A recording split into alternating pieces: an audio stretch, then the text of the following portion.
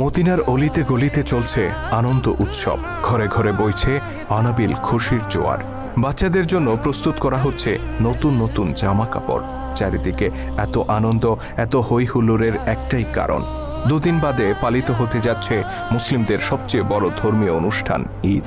মদিনার ঘরে ঘরে যখন ঈদের খুশি, তখন হযরত ওমর রাদিয়াল্লাহু তাআলা আনহুর ঘরে দেখা গেল বিষণ্ণতা।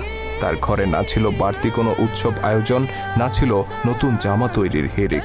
অথচ ওমর রাদিয়াল্লাহু তাআলা আনহু তখন মুসলিম জাহানের খলিফা, অর্ধ দুনিয়ার শাসক তিনি। তা সত্ত্বেও নিজের কিংবা পরিবারের জন্য একটি নতুন জামা তৈরির আর্থিক সঙ্গতি তার ছিল না।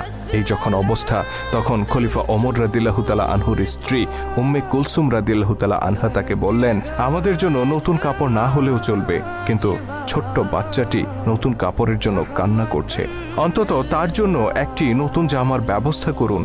খলিফা নিজের অসহায়ত্ব প্রকাশ করে বললেন, তুমি জানো আমার নতুন কাপড় কেনার সামর্থ্য নেই, বাইতুল মাল থেকে যতটুকু ভাতা নেই তা দিয়ে কোনো রকম সংসার চলে।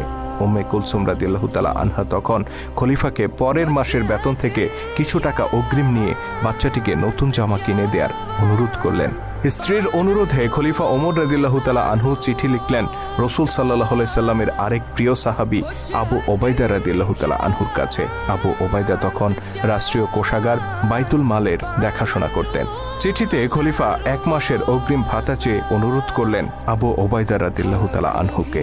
সারা মুসলিম জাহানের খলিফা যিনি, অর্ধ পৃথিবীর শাসক যিনি, সেই ওমরের এমন চিঠি পেয়ে আবু ওবাইদা চোখের পানি ধরে রাখতে পারলেন না। তিনি কান্নায় ভেঙে পড়লেন। তবে তিনি নিজের